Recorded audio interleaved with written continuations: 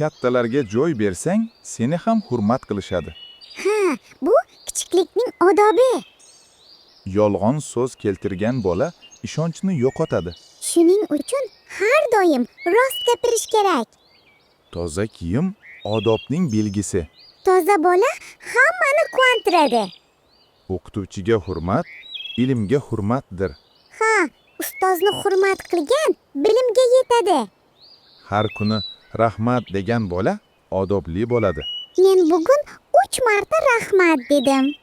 Kichiklarga mehr, kattalarga izzat. Shunda hamma seni yaxshi ko'radi. Salom berish musulmonning bezagi. Assalomu alaykum do'stim. Ovqatdan oldin duo qilishni esdan chiqarmaylik.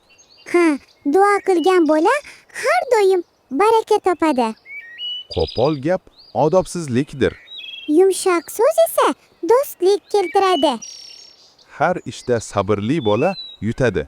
Sabr qilgan odam hech qachon yutqazmaydi. Ota-onaning roziligi jannat kaliti.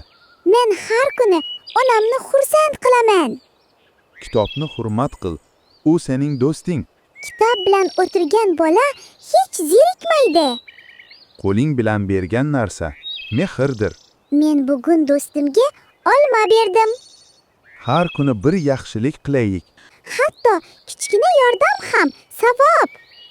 Do'stni himoya qilish jasoratdir. Men do'stimni yolg'iz qoldirmayman.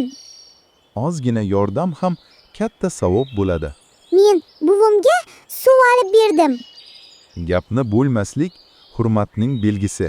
Shuning uchun men doimo tinglayman. Kulib qarash ham sadaqo. Demak, men bugun 10 marta sadaqa qildim. Halol bola hamma joyda yutadi. Chunki halollik eng katta kuch. Darsni vaqtida qilgan bola tinch uxlaydi. Ha, keyin orzulari ham chiroyli bo'ladi.